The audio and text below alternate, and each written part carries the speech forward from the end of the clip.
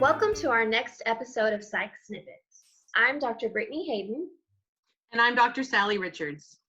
And we are going to start a series of videos about my favorite form of self-care and probably my favorite activity, sleep. Mine too. Will Phillips is joining us again. He's going to talk to us about the importance of sleep, the benefits of sleep, and how to start a healthy sleep schedule. Hello again. My name is Will Phillips. I'm one of the current psychology doctoral interns here at Sarah Reed Children's Center. And today, I'd like to start a conversation about sleep. Now, if you remember back to one of our original videos when we were talking about the different areas we could focus on when we're talking about self-care, you'll remember that one of those areas we talked about was sleep. This likely wasn't too big of a surprise, as I think most of us have a general grasp that sleep plays a pretty significant role in our lives. It has some substantial benefits to our physical and mental health. On the physical side, it plays a role in our immune system. So it helps us to both grow our immune cells as well as playing a significant role in our immune response system.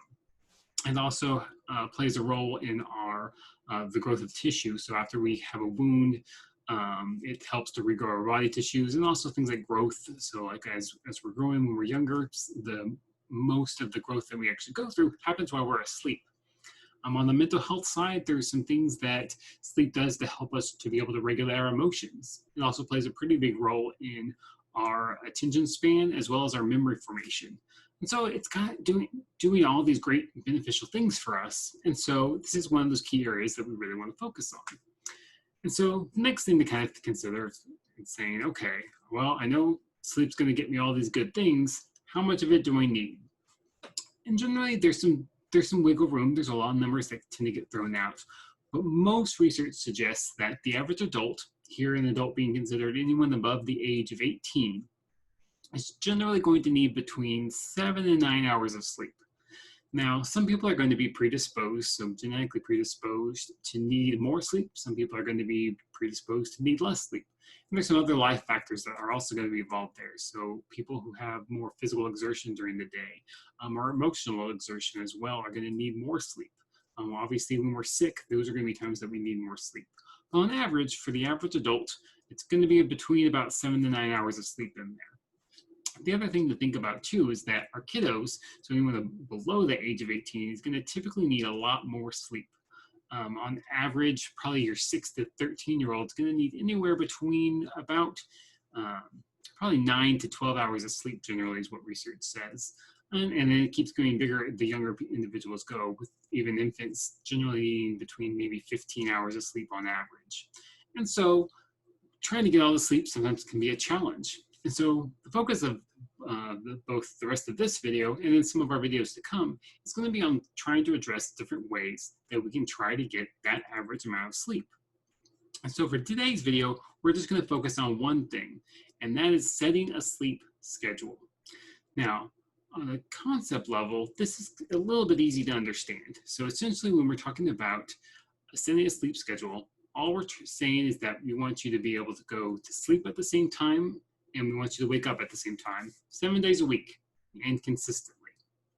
Now, that's easy to say. You say, okay, I'll just fall asleep at the same time every night. But a little bit hard to do, just because we do live busy lives.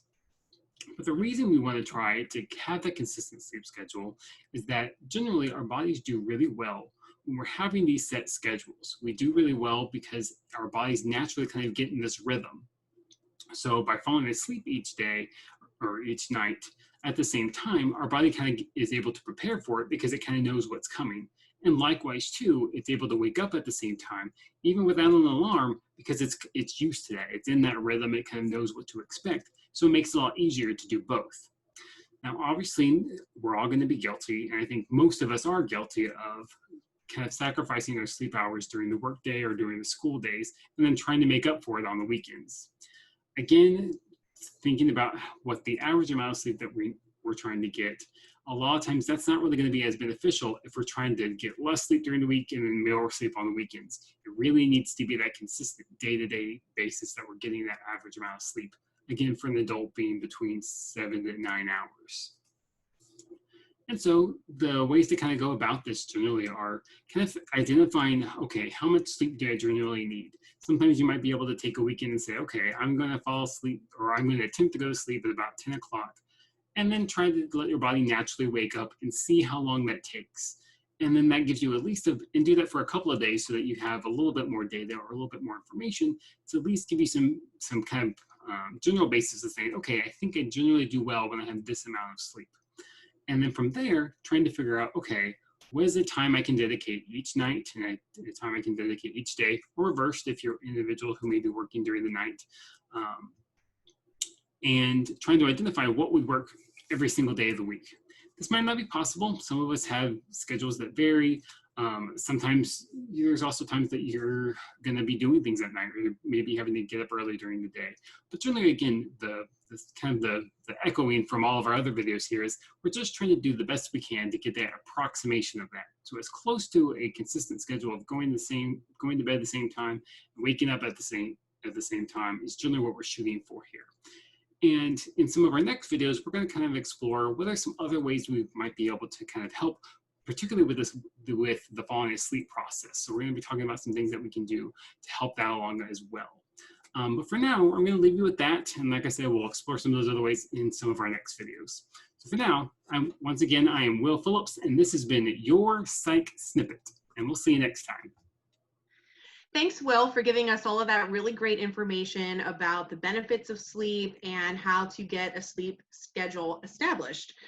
One thing I wanted to add is that if you're someone who recognizes that your sleep is off or it's really inconsistent, one of the things I would encourage you to do is be patient with yourselves as you're trying to establish your sleep schedule, and also be realistic about how much time it's going to take you to establish that sleep schedule. It's really unrealistic if you are staying up until 2 o'clock in the morning and sleeping until 11 a.m.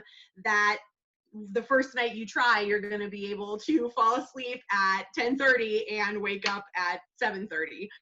That's just not realistic. So, be gradual and be progressive with the shifts and adjustments you're making to get yourself on a schedule, and also be patient because there is a learning curve involved. It's going to take some time. Your body's used to what you're doing now, and you're kind of throwing it for a loop, a good loop, but you're throwing it for a loop. And so, give it several nights, give it some time to really get yourself established. It'll be worth it. And if you find yourself engaging in certain habits that are unhelpful, maybe you're staying up till 2, try to figure out what you're doing until 2 in the morning. Are you on your phone? Are you watching TV? If so, then maybe try to taper some of those things back. Put away your phone at a certain time. Just try different strategies that might help you move closer toward meeting your goal of going to bed at a better time for you. I think this is really helpful for us to talk about this now as we're heading into summer. I know a lot of kids have been not on the best sleep schedule since schools have closed, but this is true any time of year. When schools let out and summer happens, kids have a tendency to sleep in late. So be thinking about whether or not that's something you want to be doing this summer with your kids.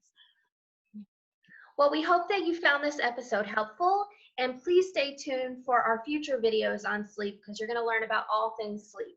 So we'll see you next time. Thanks, and stay safe.